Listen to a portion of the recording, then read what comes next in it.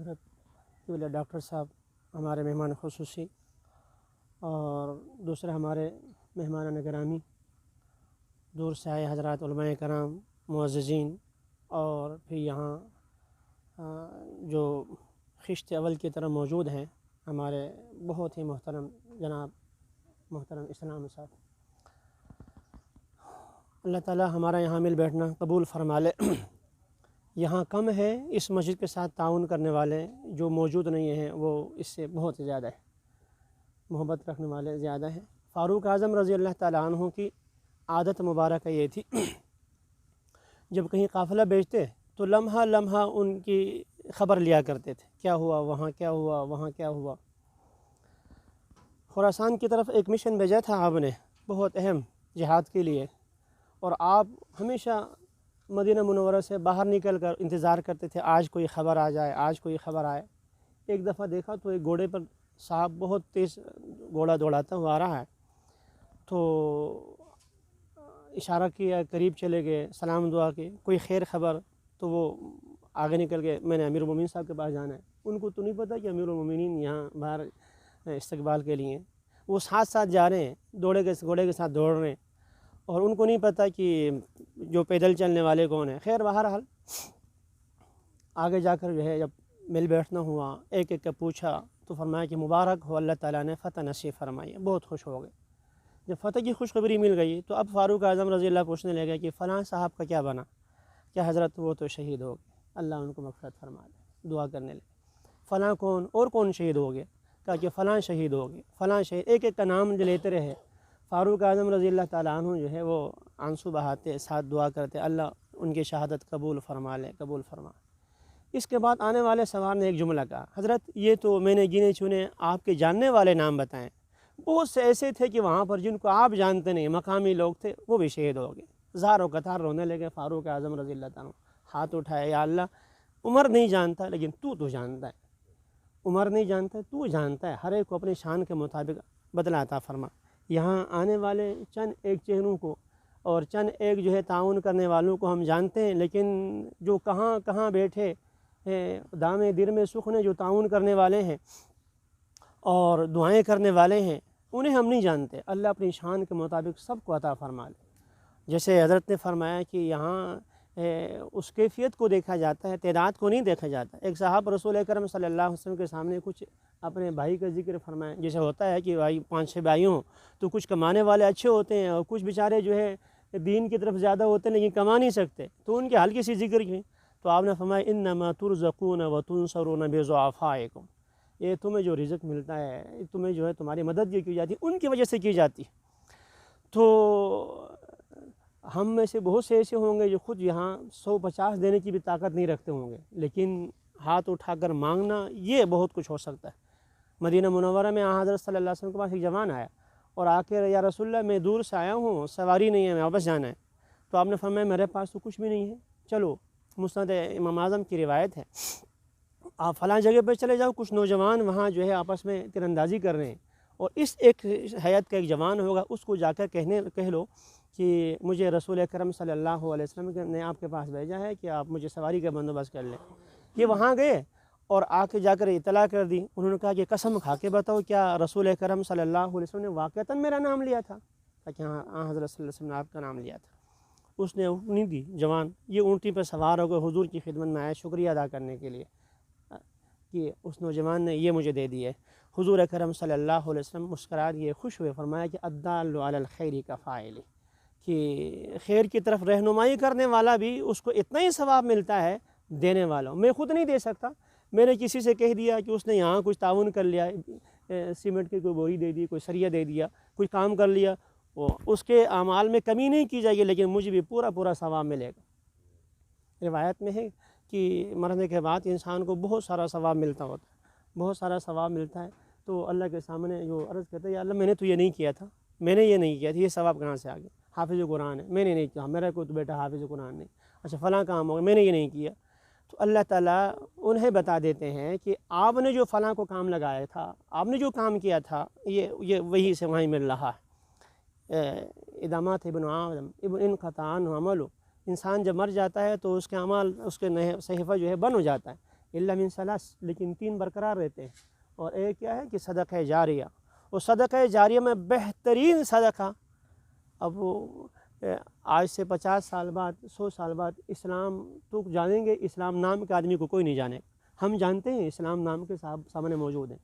تو 50-100 سال بعد 100 سال بعد جو ہے اسلام تو باقی رہے گا، لیکن یہ اسلام صاحب یہاں نہیں ہوں گے. قیامت تک یہ مسجد ایک دفعہ بن گئی تو بس قیامت تک یہ مسجد رہتی ہے، یہاں کچھ اور نہیں بنے گا. یہاں کوئی رکوع کر رہا ہے، کوئی سجدہ کر رہا ہے، کوئی آیت پڑھ رہا ہے، کوئی نماز پڑھ رہا ہے، کوئی کچھ اور بھی خیر کا کام کر رہا ہے، تو اس کا ثواب جو ہے وہ اسلام کے ذریعے سے اسلام کو بھی مل رہا ہے اور اسلام کو بھی مل رہا ہے. تو بہرحال کہ جیسے فرمایا کہ ایک جو ہے انسان کوئی پنکھا لا کے مسجد میں دے دیتا ہے، تو پنکھا جب تک چلے گا ثواب آپ کو ملا، ٹھیک ہے. اور ایک نے جو ہے وہاں واٹر کولر لا کر رکھ دیا، جب تک چلا تو ٹھیک ہے ثواب مل گیا، اس میں کمی نہیں کرے نعوذ باللہ. لیکن بہرحال جو ایک دفعہ یہاں اینٹ لگ گئی نیچے اور بنیاد پڑ گئی، وہ تو ہمیشہ کے لیے رہنا ہے. اس لیے جہاں جیسے سب سے حضرت نے جو خطاب فرمایا تھا، کاش کی جو ہے عربی ہمیں آتی ہوتی نا، تو جو حضرت نے خلاصہ بیان فرمایا کہ وہ دریا کو کوزے میں بند کر دیا، بس سارا نظام حیات مسجد ہے، سارا نظام حیات جو ہے مسجد ہے، اور مسجد ہی سے سب کچھ سارے کے سارے، جیسے ہمارے تبلیغی بھائی فرماتے ہوتے دعا فرمائیں کہ مسجد میں جو ہے مسجد نبی والے اعمال جو ہے وہ جاری ہو جائیں. تو مسجد نبی وہاں کیا کچھ ہو رہا ہے، وہاں حبشی والے جو ہے کشتی میں لڑ رہے ہیں، وہاں تیر اندازی بھی ہو رہی ہے، وہاں کافروں کے وفود بھی آ کر ٹھہر رہے ہیں. جیسے حضرت نے فرمایا کہ مطلب یہاں پاکستان میں نے یہ چیز دیکھی. آپ حضرات اللہ تعالیٰ حرمین شریفین کی زیارت سب کو نصیب فرما لے. نماز پڑھ لی، نماز کے 15 منٹ بعد تالا لگا دیا، مسجد بند، اب کوئی جا ہی نہیں سکتا. یہاں تو میری مسجد روڈ پر ہے، رات کو بھی جو ہے 12 بجے کے بعد دروازہ کھٹکھاتا ہے، واش روم جانا ہے، کوئی اس وقت آتا ہے کہ نماز پڑھنی ہے تو دروازہ کھٹکھٹاتے ہیں. الحمدللہ یہ رات وہ مسجد مدرسے سے ہوتا ہے تو کھلا رہتا ہے سلسلے. تو یہ اللہ کا شکر ہے کہ ہمیں استاد جی فرمایا کرتے تھے کہ کوئی آدمی آپ کو اگر مسجد کے ساتھ تعاون کرتا ہے، مدرسے کے ساتھ تعاون کرتا ہے، کسی کے ساتھ تعاون کرتا ہے، تو کہ وہ خرچ کرنے والا اپنے آپ کو مستحق سمجھے. مسجد ہمارا جو ہے محتاج نہیں ہے، مدرسہ ہمارا محتاج نہیں ہے، اللہ کا دین ہمارا محتاج نہیں ہے. اللہ مچھر سے کام لیتے ہیں اور نمرود کو جو ہے نچا کر رکھ دیتے ہیں، اور اللہ ابابیل سے کام اٹھاتے ہیں اور فیلوں کو جب رہا کو تباہ و برباد کر کے رکھ دیتے ہیں. تو اعمال کے لیے اسلام کو برقرار رکھنے کے لیے اللہ ہمارے پاؤ پیسے کا محتاج نہیں ہے. شکر اس کا کرنے کہ اللہ تعالیٰ نے ہمیں اس کی توفیق دی. ہمارا ایک پیسہ کسی غلط جگہ پر لگنے کی بجائے، ایک قدم غلط جگہ پر اٹھنے کی بجائے مسجد کی طرف اٹھ گیا. ہمارا ملنا بیٹھنا یہاں پر متفق علیہ روایت ہے بخاری مسلم کی. اللہ کے نبی نے فرمایا سبعۃ یظلھم اللہ فی ظلہ یوم لا ظل الا ظلہ. 7 بندے جن کو اللہ تعالیٰ جو ہے قیامت میں اپنا عرش کا سایہ نصیب فرمائیں گے. رجلان تحابا فی اللہ اجتمعا علیہ وتفرقا علیہ. ہمارا یہاں بیٹھنا کسی دنیاوی مقصد کے لیے نہیں ہے، محض اللہ کے لیے ہے. اور ورجل قلبہ معلق بالمساجد، اور وہ جس کا دل جو ہے کہ مسجد کے ساتھ اٹکا ہوا، مسجد کے ساتھ لگا ہوا ہے، یہ مسجد کیسی تعمیر ہوگی، یہ مسجد کیسی آباد رہے گی. اور ایک اور روایت میں طبرانی کی روایت میں ہے، رسول اکرم صلی اللہ علیہ وسلم نے ارشاد فرمایا من الف المسجد، جو مسجد سے محبت رکھتا ہے الفہ اللہ، اللہ اس سے محبت رکھتا ہے. اگر ہم یہ چاہتے ہیں کہ اللہ ہم سے محبت رکھیں تو ہم مسجد سے محبت کریں.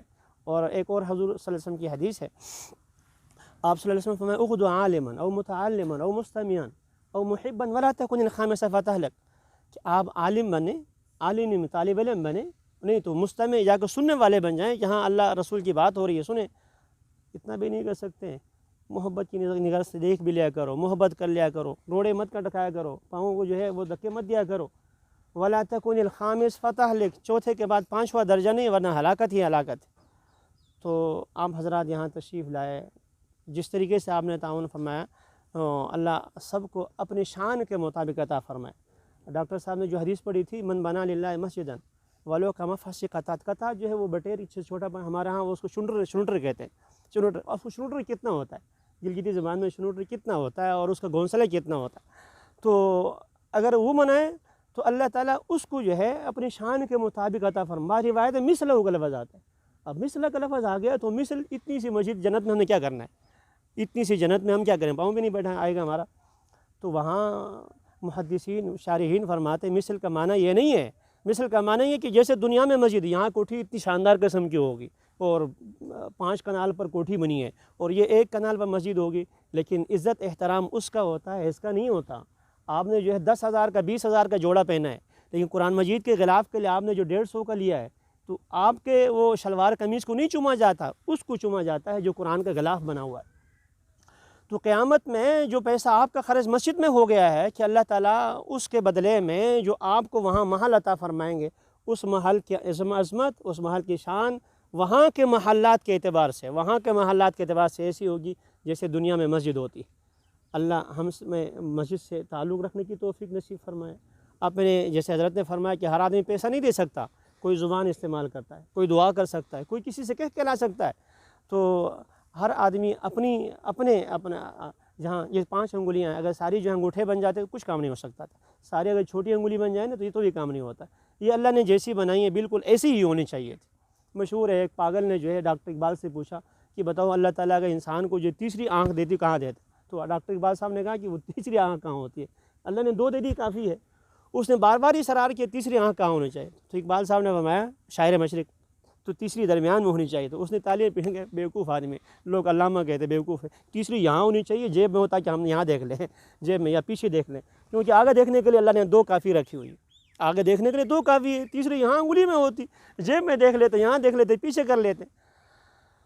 تو یہ جو اللہ تعالیٰ نے انگلیاں ہاتھ کی بنائی ہیں، جیسی بنائی ایسی ہی ہونی چاہیے تھی، تو ہر آدمی یہ اپنے کام سے کام لگائے رکھتے، یہ اپنے کام سے، یہ اپنے کام سے۔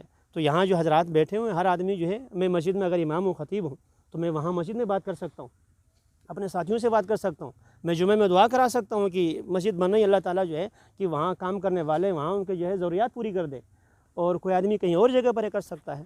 اللہ ہمیں عمل کی توفیق نصیب فرما لے۔ ایک دفعہ پھر ہر آدمی کا اپنے تشریف لانے کا، دعاؤں میں یاد رکھنے کا شکریہ۔ اللہ ہر ایک کو اپنی شان کے مطابق بدلہ عطا فرما لے۔